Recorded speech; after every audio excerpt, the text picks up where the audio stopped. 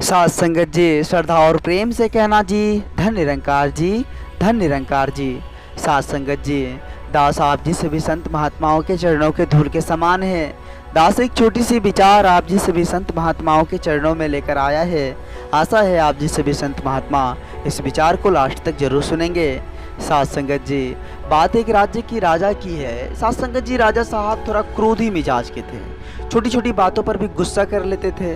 साथ संगत जी, एक दिन की बात है, सुबह का वक्त था। राजा साहब टहलते हुए साथ संगत जी अपनी गौशाला की तरफ गए। देखे, निरीक्षण किए कि साफ सफाई ढंग से हो रही है या नहीं। साथ संगत जी, संयोग से उसी रास्ते से होकर एक फकीर जा रहा था। तो जैसे ही नजर राजा साहब पर पड़ा तो साथ संगत जी उनके मन में हुआ कि राजा साहब से भी कुछ मांग लिया जाए थोड़ा।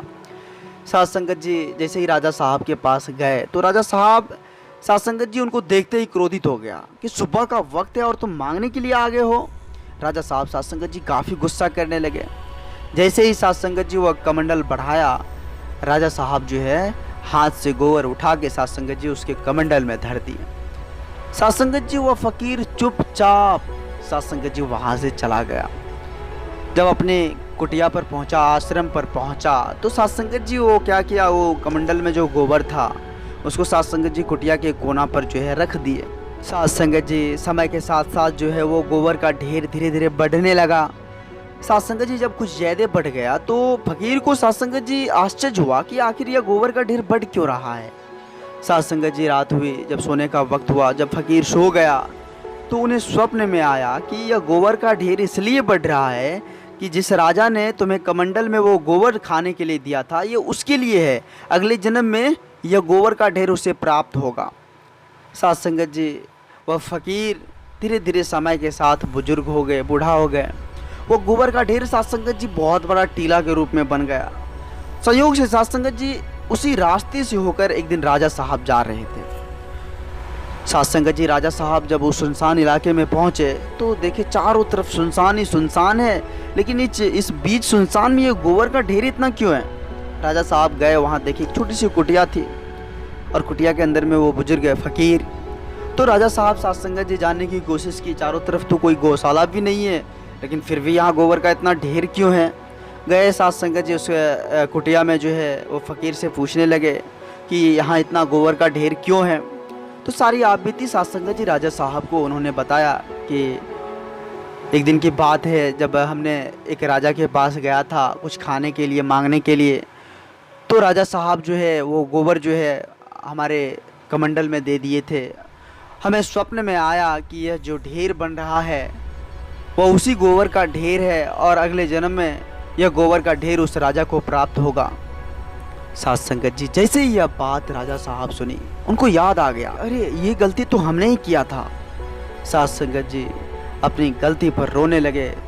साथ संगत जी फ़कीर के पैर पकड़कर रोने लगे कि हुजूर हमें माफ़ कर दो, हमें माफ़ कर दो। वो राजा हम ही है जो आपके साथ इतनी बड़ी दुस्साहस, इतनी बड़ी गलती की थी, हमें माफ़ कर दो।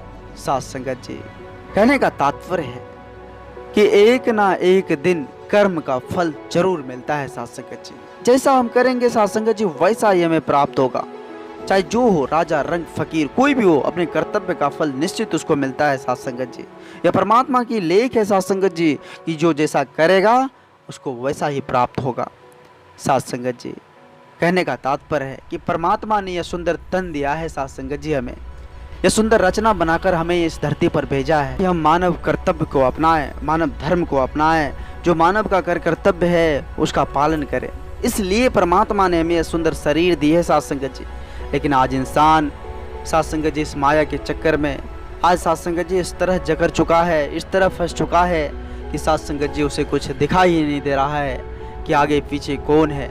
साथ संगत जी, आओ इस माया की परत को हटाकर आज साथ संगत जी सच्चे सतगुरु जो चारों तरफ ब्रह्म ज्ञान की ज्योत जगा रही है, चारों तरफ प्रेम, चाहे चारों तरफ भाईचारा एकत्व का पुल बनाकर सभी को पार लगा रहे हैं, आओ ऐसे सच्चे सतगुरु के चरणों में जो लोक सुखी पर लोक सुखी कर देंगे। साथ संगत जी, आओ साथ संगत जी, दास आप जी सभी संत महात्माओं के चरणों के धूल के समान है। दास इस चैनल के माध्यम से आप जी सभी संत महात्माओं के चरणों में छोटी छोटी विचार लेकर आते रहता है। अगर दास ज़्यादा कुछ बोल दिया हो तो दास आप जी सभी संत महात्माओं के चरणों में क्षमा चाहेगा। साथ संगत जी अगर ये छोटी सी विचार आप जैसे भी संत महात्माओं को प्यारा लगा हो तो साथ संगत जी सभी संत महात्माओं के बीच शेयर करें। साथ संगत जी एक बार सभी संत महात्मा मिलकर प्रेम और सत्कार से कहना जी धन्य निरंकार जी, धन्य निरंकार।